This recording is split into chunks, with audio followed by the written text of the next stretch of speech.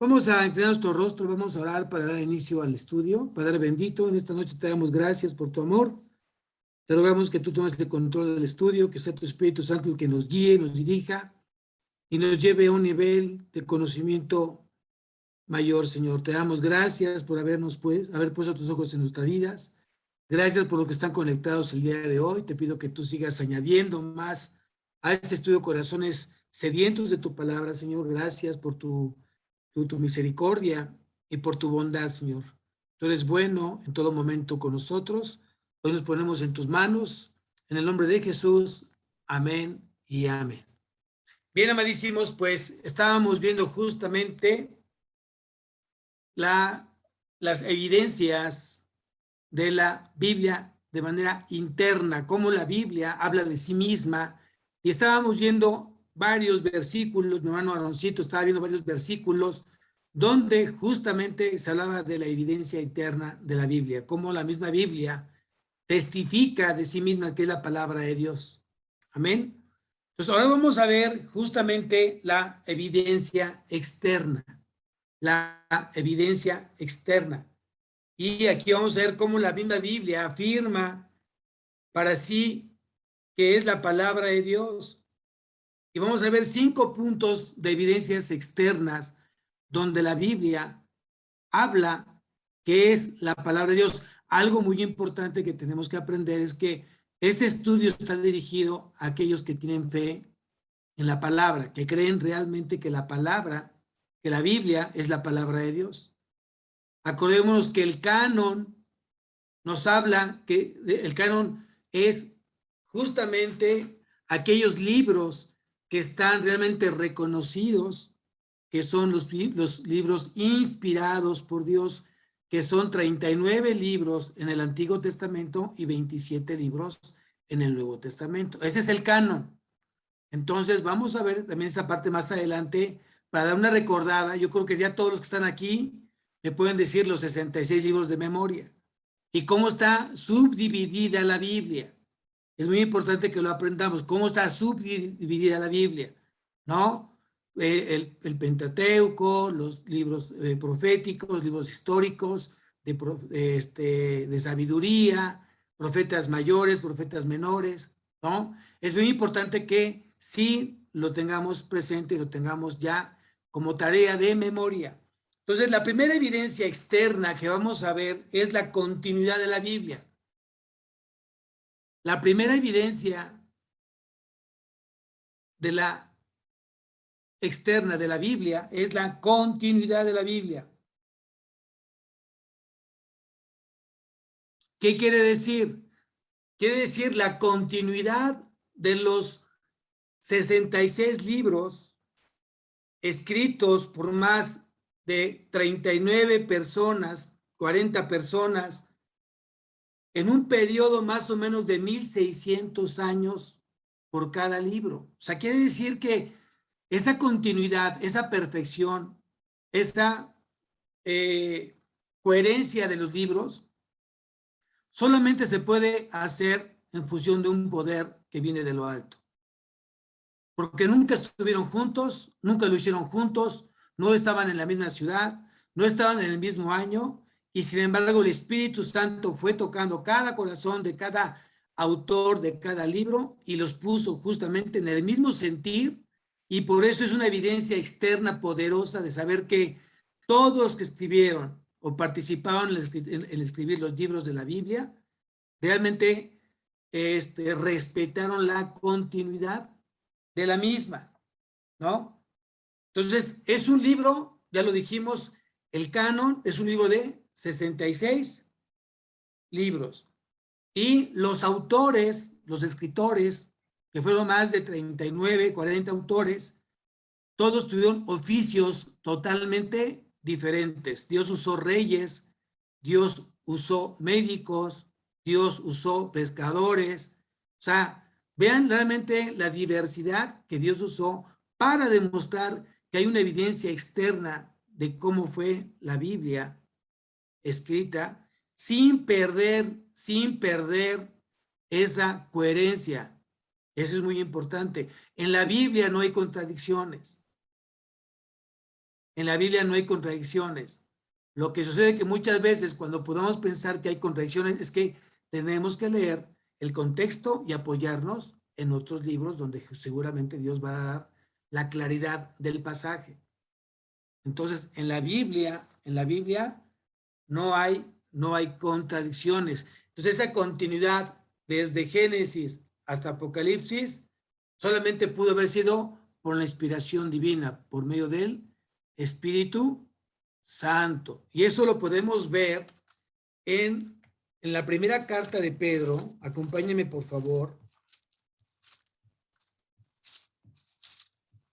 Son pasajes que tenemos que tener anotados en nuestra mente, en nuestro corazón, para que de alguna manera sí tengamos bien en claro.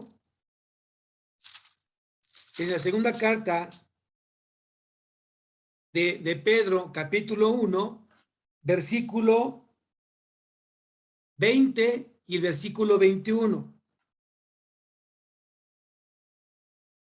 Segunda carta del apóstol Pedro, capítulo 1, versículo 20 y versículo 21. ¿Sí se escucha bien? ¿O sí? ¿Se escucha claro? Si no se escucha claro, por favor, levánteme la mano porque es bien importante que quede muy claro el estudio, que se escuche bien. Amén. Bien, entonces vamos a leer lo que dice en la segunda carta de Pedro, capítulo 1, versículo 20. Dice así: entendiendo primero esto, que ninguna profecía de la Escritura es de interpretación privada. ¿Cuántas interpretaciones tiene la Biblia? ¿Cuántas interpretaciones tiene la Biblia? Una. Esa interpretación viene justamente del Espíritu Santo. ¿Cuántas aplicaciones tiene la Biblia? N aplicaciones. ¿Por qué? Porque la salvación es personal y somos personas individuales y cada quien tiene sus propias necesidades. Amén.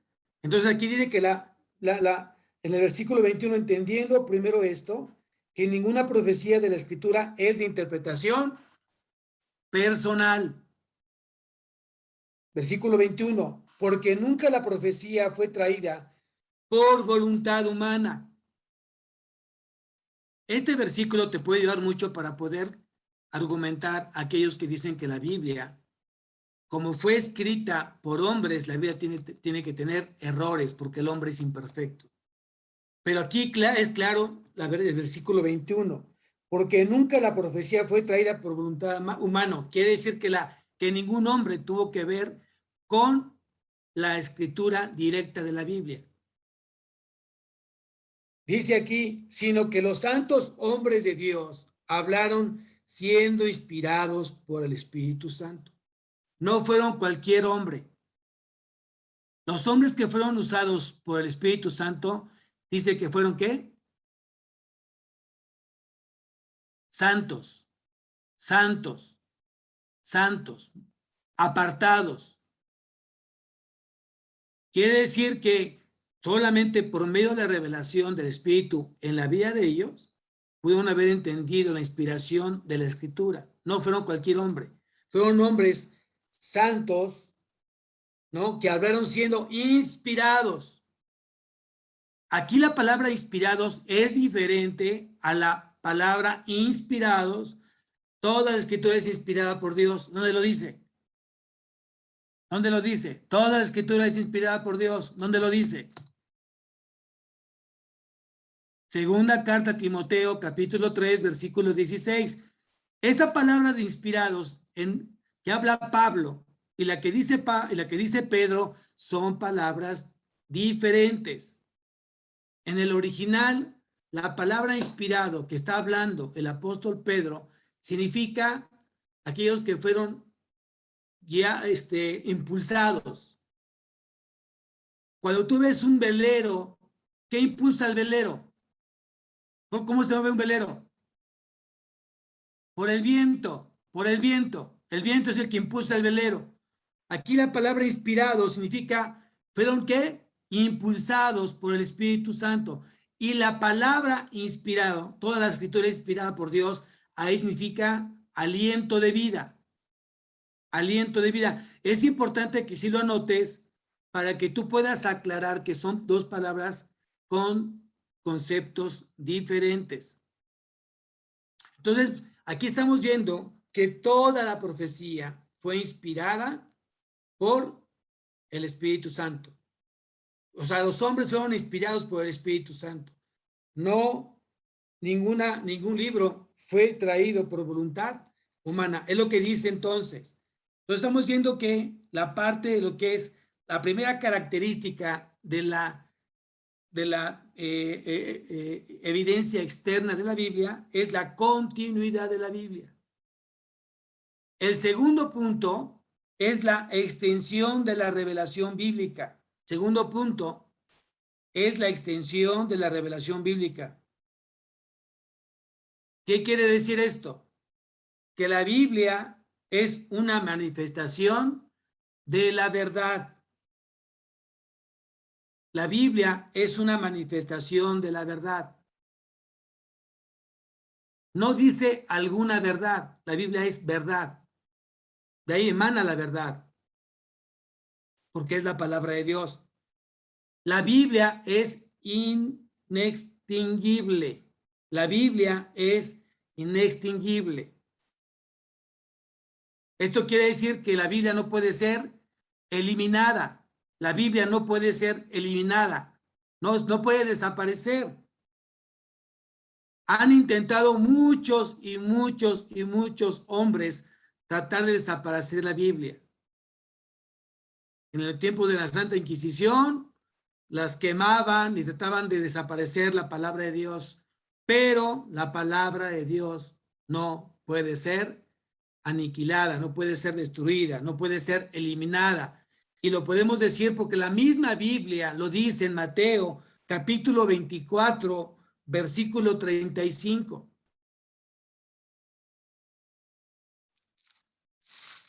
Mateo, capítulo 24, versículo 35.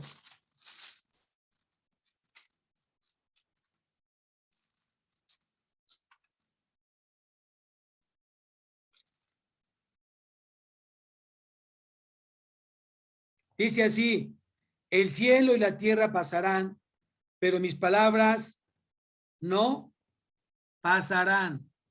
Quiere decir que la palabra de Dios es eterna, eterna. ¿No? Eso es muy importante.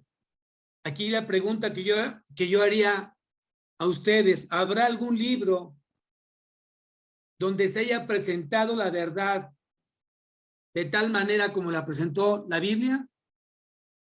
¿Habrá otro libro que pueda haber presentado la verdad como la presentó la Biblia? No, no. ¿Por qué? Porque la Biblia es la palabra de Dios y la palabra de Dios es completamente pura, limpia, santa y eterna. Amén. El tercer punto de la evidencia externa de la Biblia es la influencia y publicación de la Biblia. El tercer punto es la influencia y publicación de la Biblia.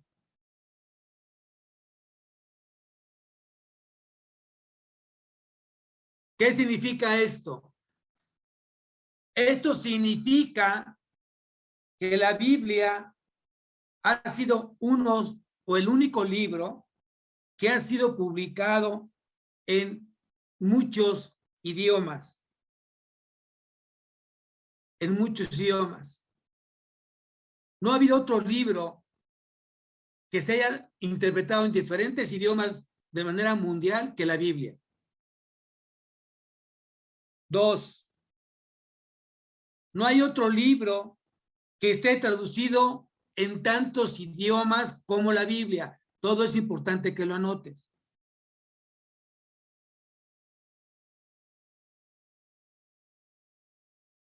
Fue el primer libro impreso en una imprenta.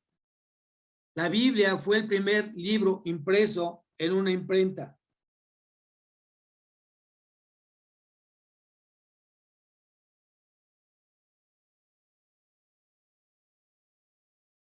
Voy a hacer una pregunta. ¿La Biblia influye en la vida de la persona? ¿La Biblia influyó en la vida de las personas tiempo pasado? ¿La Biblia sigue influyendo hoy, el día de hoy, en la vida de las personas? ¿La Biblia influirá en las siguientes generaciones en la vida de las personas? La respuesta es sí. ¿Por qué? Porque la Biblia es vigente, no tiene caducidad, porque es palabra de Dios. Cada vez que tú tienes el contacto con la Biblia, viene a tu vida alimento, vida y transformación. Eso lo tenemos que aprender. Por eso es importante que nosotros hoy mantengamos una comunión íntima con Dios a través de su palabra.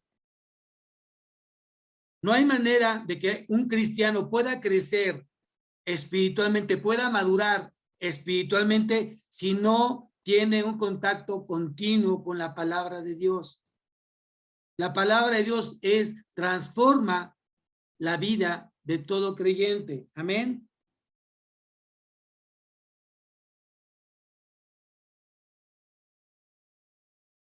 Para la gente creyente, para los nuevos convertidos, la palabra de Dios es poder efectivo.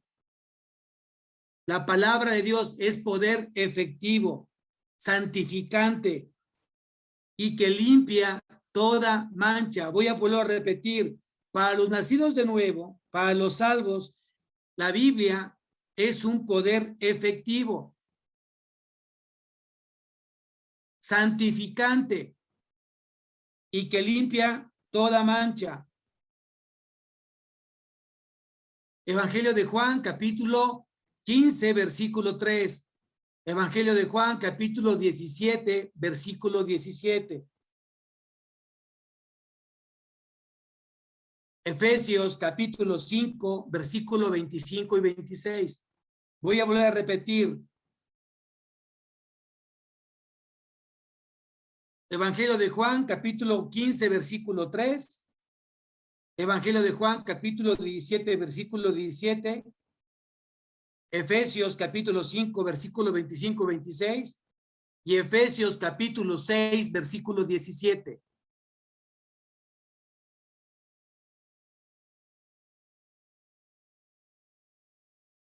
Vamos primeramente a Efesios, capítulo 6, versículo 17. Que fue el último que les acabo de dictar, por favor. Efesios.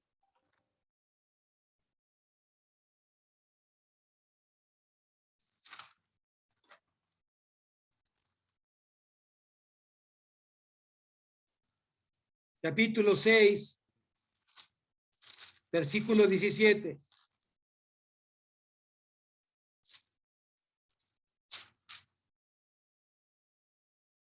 Dice así: y tomad el yelmo de la salvación y la espada del Espíritu, que es la palabra de Dios.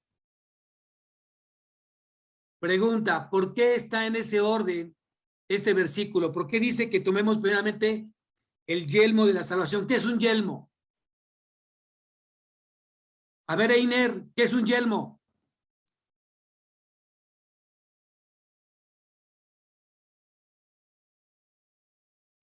Es un casco. Correcto, muy bien. Estrellita marinera para Meiner, muy bien. El yelmo es un casco, correctamente. ¿Por qué dice que tenemos que tomar la salvación como primer punto antes de tomar la espada del Espíritu, que es la palabra de Dios? ¿Por qué en ese orden?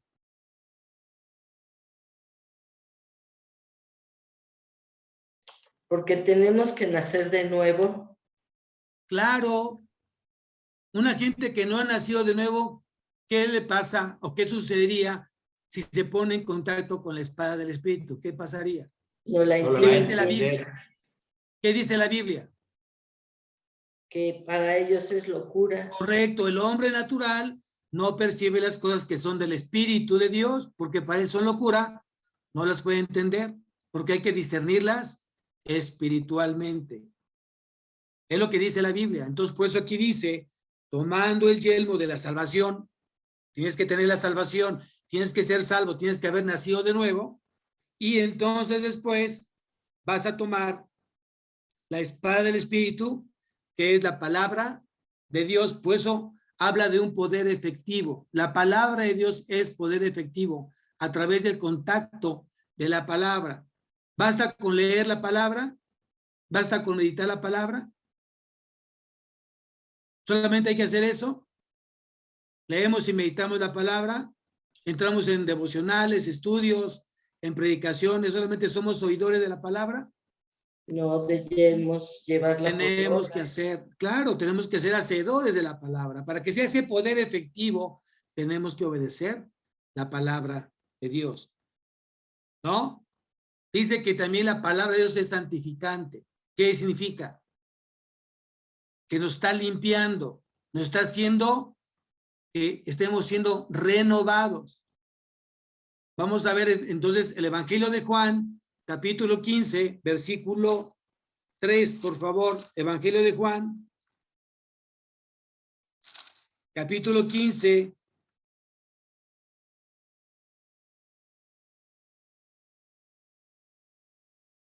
versículo 3.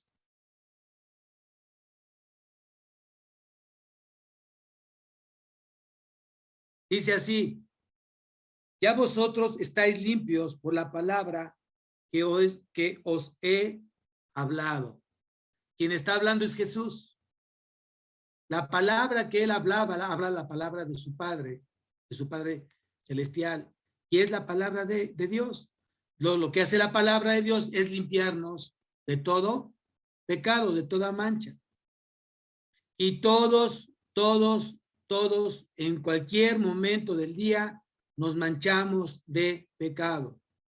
Eso hay que reconocerlo y entender esa parte, ¿no? Todos nos manchamos, todos nos ensuciamos de una u otra manera, un mal pensamiento, una mala mirada, una mala actitud, una mala palabra. En cualquier momento estamos expuestos a pecar y necesitamos justamente la palabra de Dios para que nos limpie y nos purifique. ¿Sí?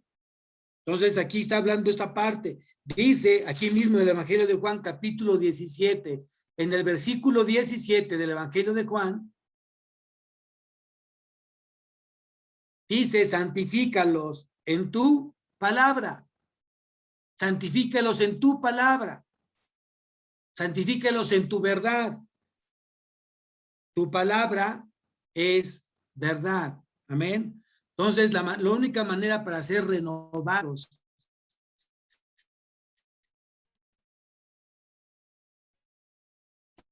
espiritualmente esa palabra de Dios. El Espíritu Santo, el poder del Espíritu Santo actúa en operación en el momento que yo me pongo en contacto con la palabra, la escucho, la medito y la obedezco. Entonces, en ese momento voy a ser renovado, voy a ser transformado. Mi mente va a comenzar a cambiar. Y si cambia mi mente, va a comenzar a cambiar mi vida. Y es realmente lo que queremos nosotros, que realmente comencemos a reflejar a Cristo en nuestra vida. Por eso tenemos que alejarnos completamente de la influencia del mundo, del ataque del enemigo, de Satanás y sus demonios. Pero el peor enemigo, el más peligroso, es nuestra carne. Ese es el enemigo más terrible, el más peligroso, el más poderoso, es nuestra carne. Y tenemos que decirle a la carne, no.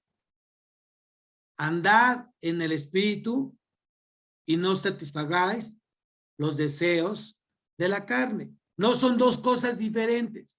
No es o ando en el Espíritu o satisfago la carne. No, lo que quiere decir Pablo en ese versículo, en Gálatas capítulo 5, versículo 16, lo que quiso decir Pablo ahí es: si yo estoy andando en el Espíritu, dejo de satisfacer mi carne.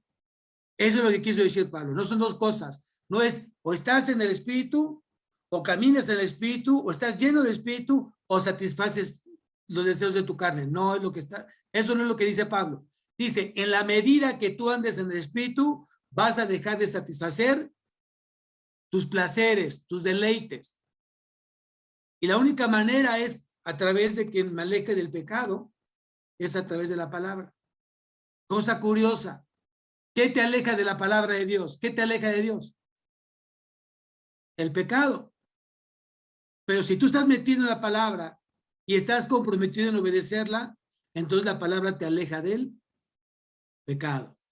Entonces mantengámonos andando en el Espíritu, amados.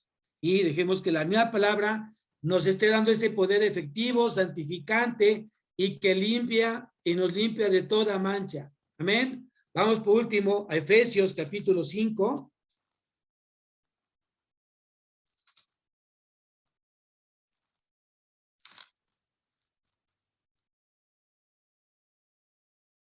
Vamos a ver desde el versículo 25 y versículo 26.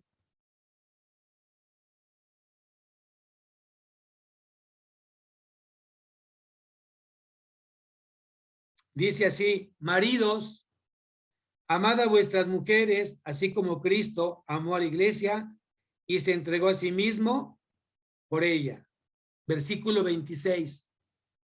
Para santificarla, habiéndola purificado en el lavamiento del agua por la palabra.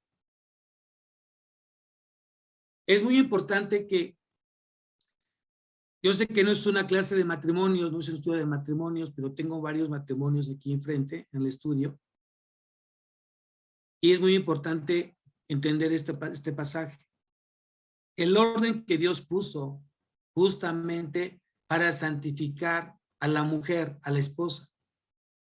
Aquí dice que la esposa será santificada en la medida que va a ser lavada por medio de la palabra. ¿Dicha por quién? ¿Dicha por quién? ¿Enseñada por quién? ¿Dirigida por quién? ¿Qué dice el versículo 25? Maridos, amad a vuestras mujeres, así como Cristo amó a la iglesia y se entregó a sí mismo por ella. Entonces, si nos vamos a la primera carta a los Corintios, capítulo 11, primera carta a los Corintios, capítulo 11, versículo 3.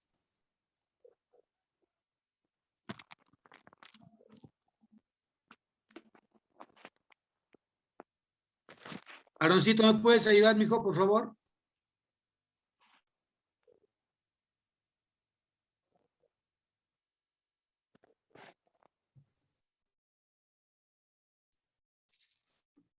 Primera de Corintios, pastor.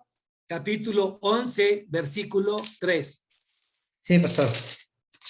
Gracias, mijo. Dice, pero temo que como la serpiente con su astucia engañó a Eva. Primera de Corintios, capítulo 11, versículo 3. Es segunda. Ok.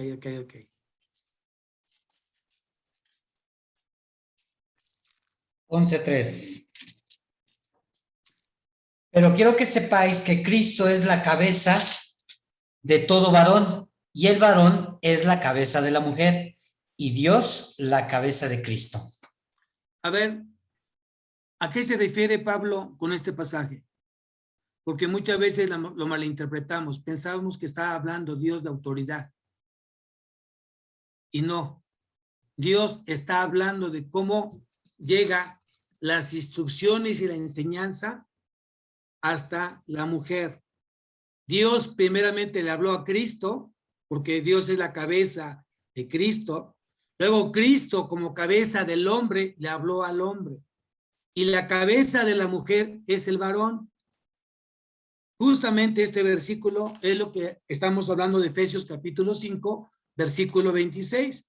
La esposita preciosa tendría que estarse dejando enseñar, guiar, dirigir a través de la palabra de Dios para que ella crezca y haga crecer a su varón.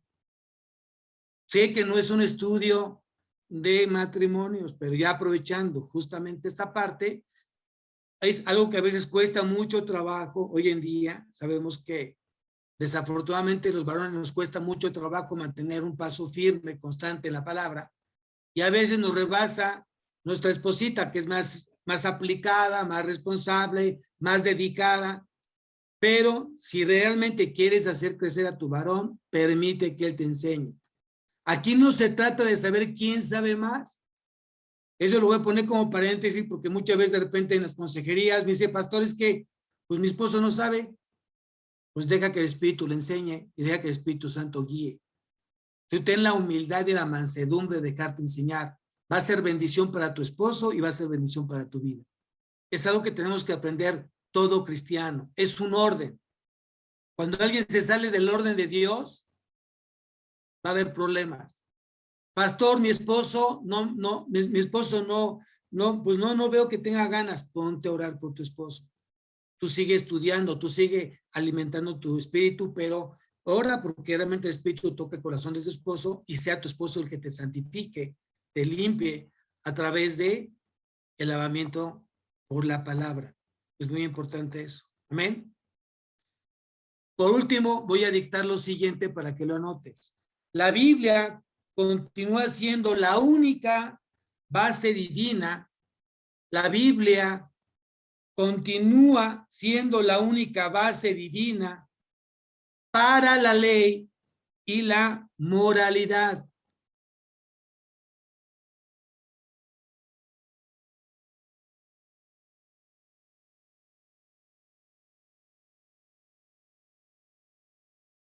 La Biblia continúa siendo la única base divina para la ley y la moralidad. Creo que está muy claro, ¿verdad? La ley de Moisés está respaldada obviamente por la palabra de Dios. ¿Quién dio esa ley? Dios. ¿Quién determina qué es bueno y qué es malo? ¿Qué es pecado y no pecado? ¿Qué determina qué es puro y qué es inmundo? ¿Quién lo determina? La palabra de Dios. Yo no sabía que era pecado hasta que yo conocí la ley, es lo que decía Pablo. Pues tenemos que aprender esa parte, ¿no? El cuarto punto de la evidencia externa de la Biblia, el cuarto punto es la autoridad sin perjuicios de la Biblia. La autoridad sin perjuicios de la Biblia.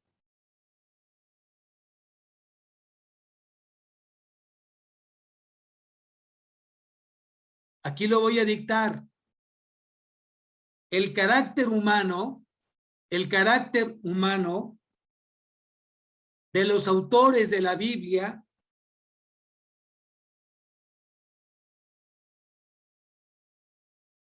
carece de prejuicios en favor del hombre. El carácter humano de los autores de la Biblia carece de prejuicios en favor del hombre. La Biblia registra y señala, la Biblia registra y señala sin vacilar el pecado. La Biblia registra y señala sin vacilar el pecado y la debilidad de los mejores hombres y la debilidad de los mejores hombres y advierte gráficamente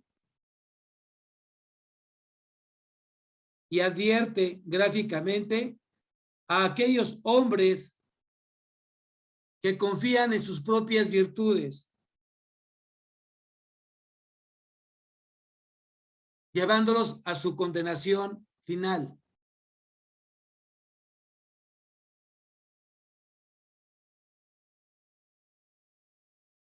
¿Alguien me puede dar un ejemplo evidente de a quién Dios evidenció de su pecado no importando su condición?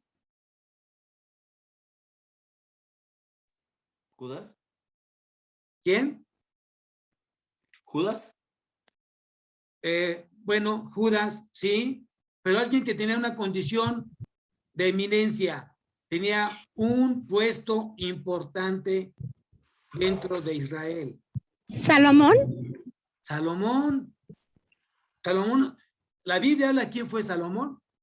Su padre, el rey David, también fue evidenciado de su pecado, no importando que haya sido un hombre conforme al corazón de quién, de Dios.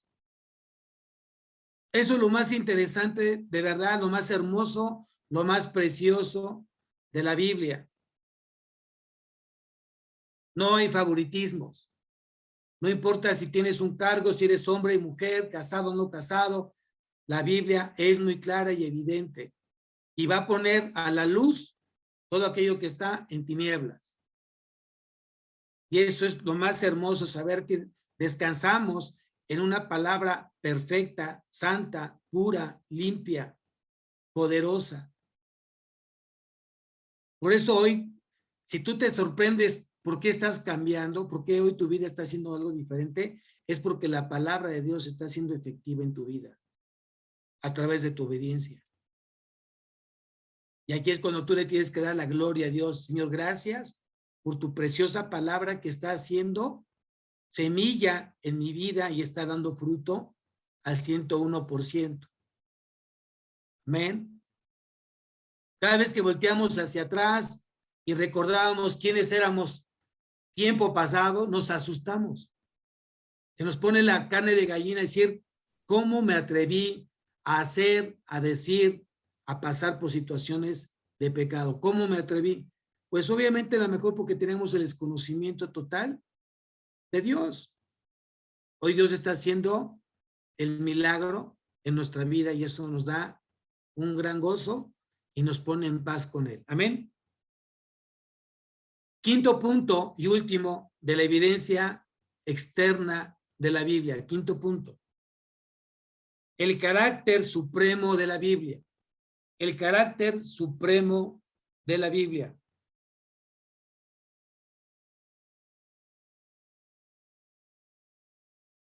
Voy a dictar lo siguiente, por favor, para que lo anote. La Biblia es un libro sobrenatural. La Biblia es un libro sobrenatural que revela la persona y la gloria de Dios, que revela la persona y la gloria de Dios manifestado en su Hijo Jesucristo.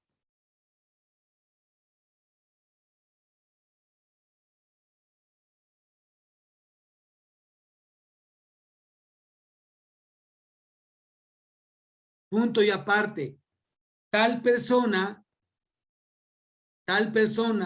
nuestro Señor Jesucristo, jamás pudo haber sido una invención de un hombre.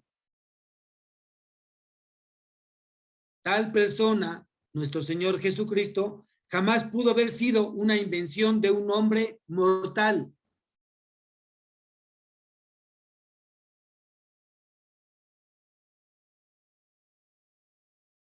Ya que sus perfecciones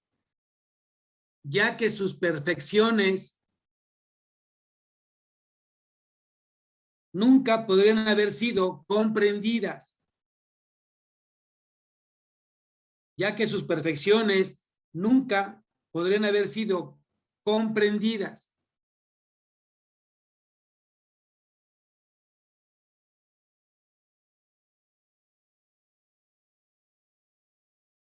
Ni por hombres, pero ni por los hombres más sabios y santos de esta tierra. Ni por los hombres más sabios y santos de esta tierra.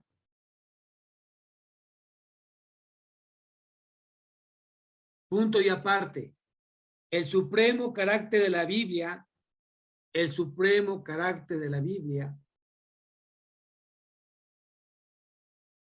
está apoyado, el supremo carácter de la Biblia está apoyado por su revelación del carácter supremo en la persona de Jesucristo. El supremo carácter de la Biblia está apoyado por su revelación del carácter supremo en la persona de Jesucristo.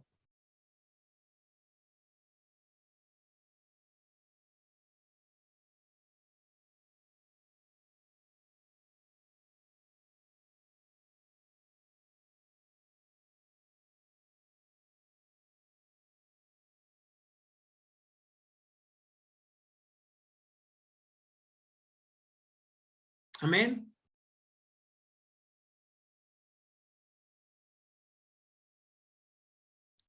Vamos a repasar un poquito cómo está dividida la Biblia. ¿Sí? ¿Quién dice yo? Pau, perfecto. Venga, Pau. Te vamos ayudando todos. Donde tú estás, todos te ayudamos. ¿Cómo está dividida la Biblia? Es Antiguo Testamento y Nuevo Testamento. Antiguo Testamento, Nuevo Testamento. Ajá. ¿Qué significa testamento? Testamento es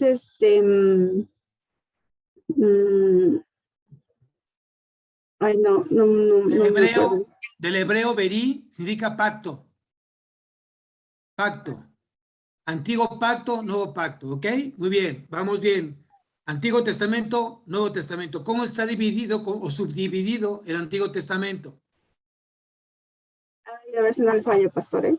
No, vamos a aprender todos, no te preocupes. Venga. Los primeros 5 libros es el Pentateuco y es Génesis, Éxodo, Levítico, Deuteronomio, otra vez. Génesis, Éxodo, Levítico, Números y Deuteronomio. Después, Los libros, el Pentateuco también tiene otro nombre, se le conoce con otro nombre. es la ley de Moisés. La ley de Moisés y también se le conoce como el Torá o la Torá. ¿Sí? Muy bien, perfecto. Continuamos. Después siguen los libros históricos. ¿Ok? Es Josué, Ajá.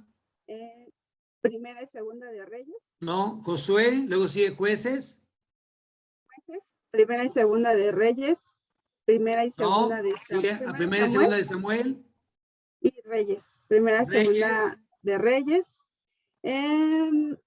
Sigue después de Reyes. Pero ahí nos saltamos un libro. Antes de Samuel está antes un libro de mujer. Esther. No. Ruth. Ruth, muy bien, Ruth. Entonces está Josué, Jueces, Ruth, primer libro de Samuel, segundo libro de Samuel, primer libro de Reyes, segundo libro de Reyes. Ahí nos quedamos. ¿Qué más? Sigue Crónicas. Primer libro de Crónicas. Primera de Crónicas, Segunda de Crónicas. Aquí hago corrección. Es primer libro, no primera carta, es primer libro. Primer libro de Crónicas, segundo libro de Crónicas. Muy bien. Luego sigue.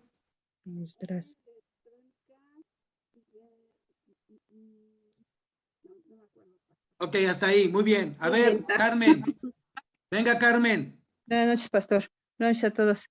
Bueno, entonces son ¿qué? Primera de Crónicas, Segunda de Crónicas, Esdras. Es primer libro, no es primera. Primer libro de Crónicas, segundo libro de Crónicas. Luego sigue.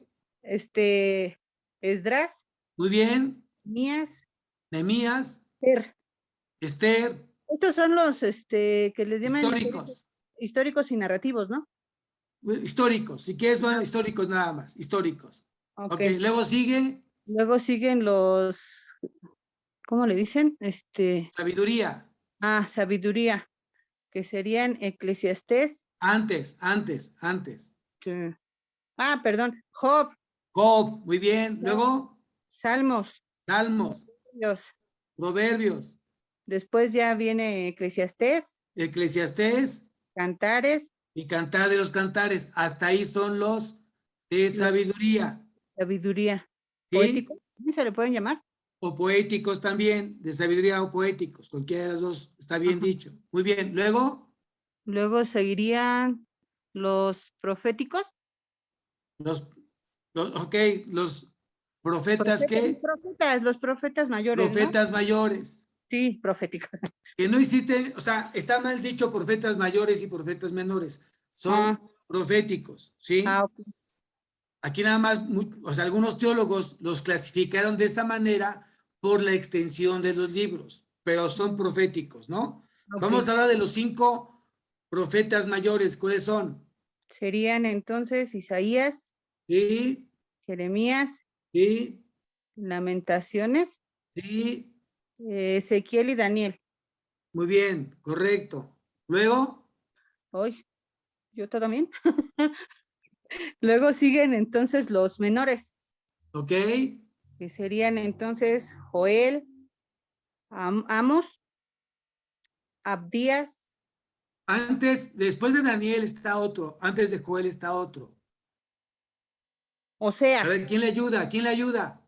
Oseas, Oseas, muy bien, es Oseas, Joel, sí, Abdías, sí, As y Miqueas. hasta ahí. Ah, A ver, Mimi, venga. ¿Ya te puse a temblar? Bueno, a ver, ¿quién le puede ayudar? ¿Cuál sigue? A ver, Marco. De mi, Marco. ¿Quién entra? ¿Qué sigue? Miqueas, Nahum, Habacuc. ¿Sí, no? Échale nada más fuerte para que te oiga. Porque si no te oye, aunque se lo digas bien. Nada más. Sí, Miqueas, Nahum, Habacuc. Sí, sí. Sí. Aquí están, sí, aquí están. No, pero eso Ya, es, ahí lo tienen. Venga, a ver, ¿qué sigue? A ver, nos quedamos Oseas, Joel, Amós, Abdías. ¿Qué más? A ver, Pau. Sofonías, Sofonía. Ageo, Zacarías y Malaquías. Ok. ¿Cuántos son? 1, 2, 3, 4, 5, 6, 7, 8, 9. Ok. Luego, ¿qué? Después de Malaquías, ¿qué sigue? Y el Nuevo Testamento, Nuevo Testamento. Muy bien. ¿Qué más, Mimi? los 4 evangelios. 4 evangelios. ¿Con cuál empezamos? Mateo, Marcos, Lucas, Juan. ¿Cómo se le llaman a los 3 primeros evangelios? Mateo, Marcos y Lucas. ¿Cómo son conocidos? Sinópticos, ¿Qué? Muy bien. ¿Por qué son sinópticos? porque tienen los mismos pasajes. El mismo tema. Muy bien. ¿Qué lo diferencia con el evangelio de Juan? Juan él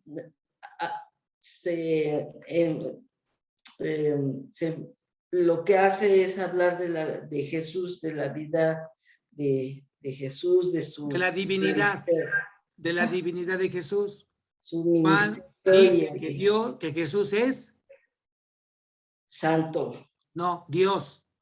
Ah, Dios. Juan dice que Jesús es Dios. sí, Juan. ¿Sí? Por eso que Juan habla de la divinidad de Jesús. Es el único evangelio que habla de la divinidad de Jesús. ¿De acuerdo? Después de Juan, ¿qué sigue? A ver, Einer. Gracias, mija. Einer, venga, Einer. Que te sople tu papi y tu mami ahí. Venga, se vale. Bueno, después de Juan está Hechos. ¿Quién escribió Hechos?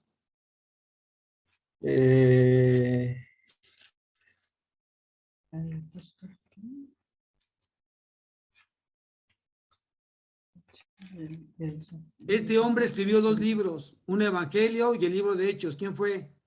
Era su médico de cabecera de Pablo.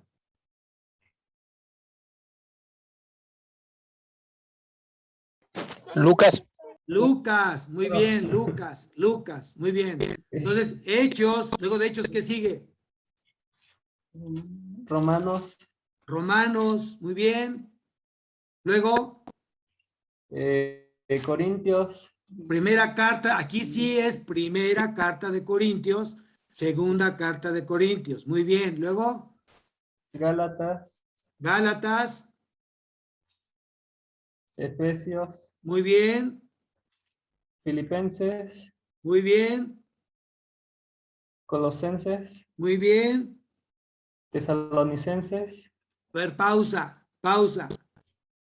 Hablamos de Efesios, Filipenses, Colosenses, ¿sí?